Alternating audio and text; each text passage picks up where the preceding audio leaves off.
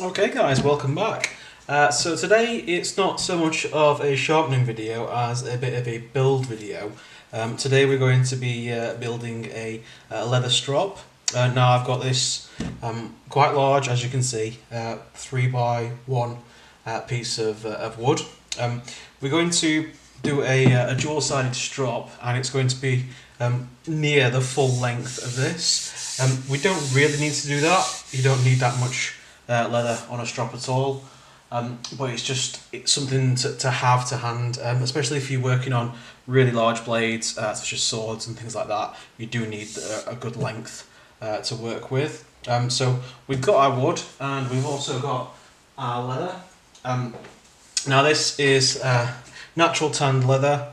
It is just shy of the 3 inch that we've got, but for what it is and what we've got, it's perfectly fine and perfectly suitable. Because we are usually mostly using sort of flat edge knives on there to work with, so that's not too much of an issue at all. So the way we're going to affix this is simply using a heavy duty spray adhesive. Nothing too special. We are doing a two-sided, so we're going to do one with the softer suede side, and then on the other side we're going to use the slightly more slick tanned side. So it is literally a case of spraying glue onto the wood, sticking down the leather, and then what we'll do is we'll turn it over, put some weight on it to get the glue to adhere really nicely, and then from there we can apply our stropping compound. We are using green compound. Generally it's the best for stropping with knives. It's what most people use. There are different colours. They go in gradients of sort of micron of the actual well, the compound itself has got abrasive inside it, and then they do differ depending on which colour you go for. But green is the most common, so that's generally what we would recommend. So I'm just going to get things set up, get a nice big sheet of newspaper down, so we're going to apply some adhesive, and then from there we'll get everything stuck down. So I'll see you in a second. Okay, so we've got our newspaper down, so we are safe to apply the adhesive. Now it is a spray adhesive, so it does give it an even coat all over, which is good because it means that every inch of the leather will stick. Now this leather itself, you might be thinking, where on earth can I get strips of leather like this from? Very easy actually. If you go on into eBay and search for leather belt blanks, you can get a strip like this. The strip that I got, which is twice the length of this, because obviously we're doing two sides, it was £10. I think it was like £9.99, something like that. So yeah, really cheap, and it's high quality, so really can't complain at all. So we're just going to move the leather out of the way, get some adhesive onto this, and then we'll get everything stuck down.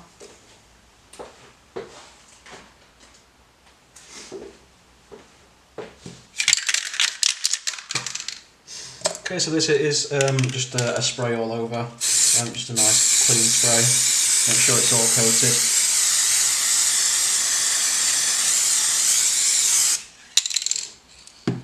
Yeah, so as you can see now, it is fully coated with adhesive, so we can just lay our leather, straight on top of this, and it will stick within a few seconds. It is a very fast dry adhesive as well, which is good. Now just apply a little bit of light pressure, just make sure everything's okay. Yeah, no bumps at all. So what I'm going to do is I'm going to take this newspaper out of the way and just lay the strop on its belly, just to make sure that it's even pressure throughout.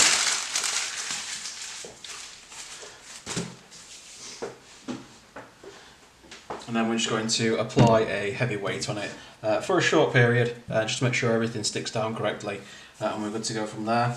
So we'll come back once that's all stuck down. Okay, so that heavy weight did its job, so we are all stuck down now. The glue is still a touch tacky, but it will stay tacky for quite a while. It is a quick sort of contact, but it does dry a little bit slower than I would like it to. So now our next job is applying the stropping compound. Now what we need to do with this is we need to get the leather itself quite warm. There's two ways you can do it. You can do it over your gas hob, well, over your hob, get the leather heated that way. But you can also do it with a hairdryer. We're going to do it with a hairdryer. It does get a little bit loud, so I do apologise. I'll mute the video while we're doing this because it's not a nice. No, everyone knows it's not a pleasant noise to go off in your ear. So I have just borrowed my partner's hairdryer. So we're going to get started, get this nice and warm, and then we can apply the compound all over. We also do want to heat the compound as well to get it to almost a liquid state where it's really loose, and then we can go from there.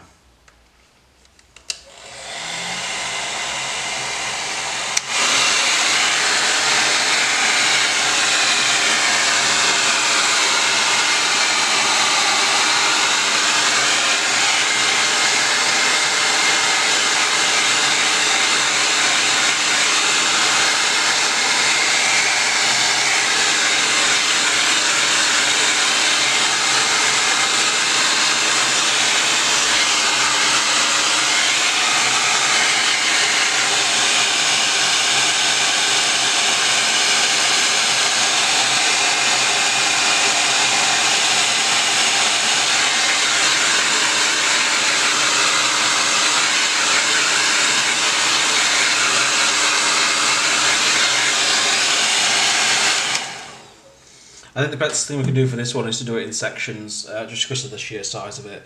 So all you do is just start rubbing it on like a crayon basically, and you want a nice even coat all over, just to make sure everything is good to go.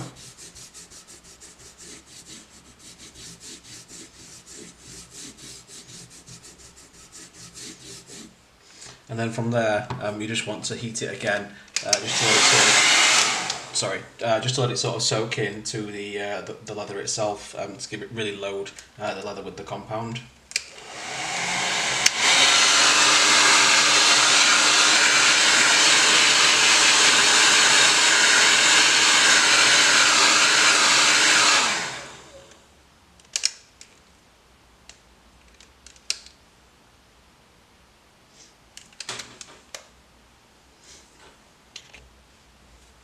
Now I do apologise, I had to stop the video a little bit short. The hairdryer that I borrowed off my partner decided to short itself out, so it's no good for no one at the moment. So I've just applied a full set of, well, a full strip of compound on there, and as you can see it is really well embedded in, and it's really good to go.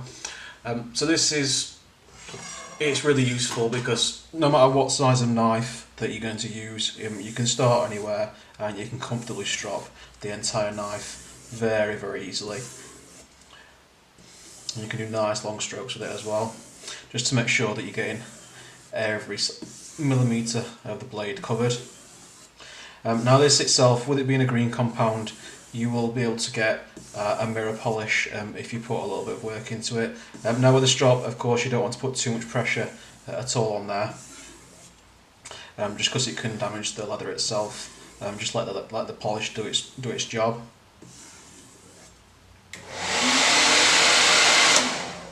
Turn itself back on, lovely.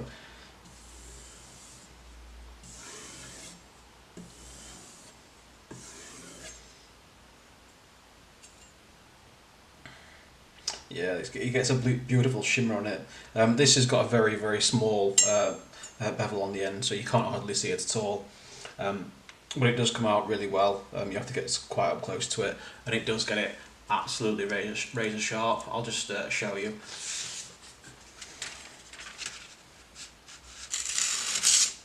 Oh, that was strange.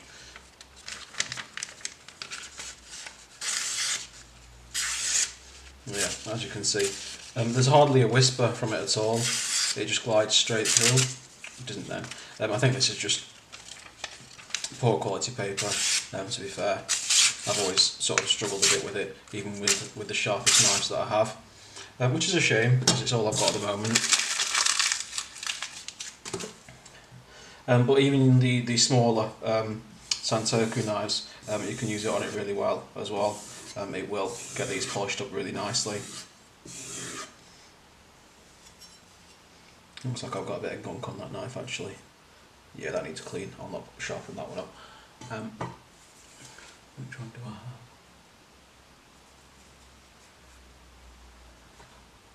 I think this has got a nice edge to it. Yeah, this has got a nice sort of long bevel on it, so we'll just give this a nice quick little polish. And once again, hardly any pressure at all on this. You want to be letting the compound itself do the work.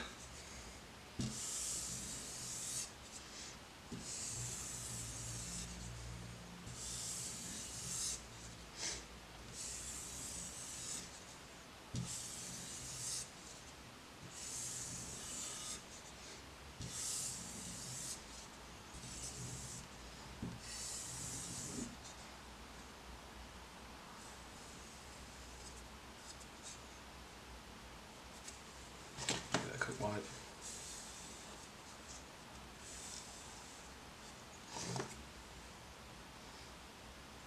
Yeah, it really does bring out a beautiful edge on the knife itself.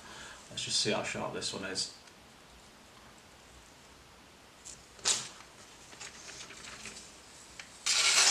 Yeah, I mean for a hunting knife, you're never going to need a knife this sharp.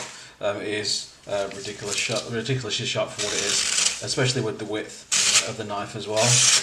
This knife is comfortably 4mm at the base of the hilt here.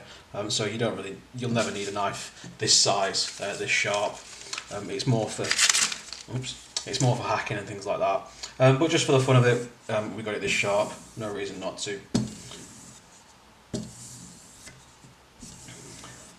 So yeah, that is quick, as easy as it is to make a strop. A cheap bit of wood, a strip of leather, natural tanned leather, and some compound which you can all get online for relatively cheap.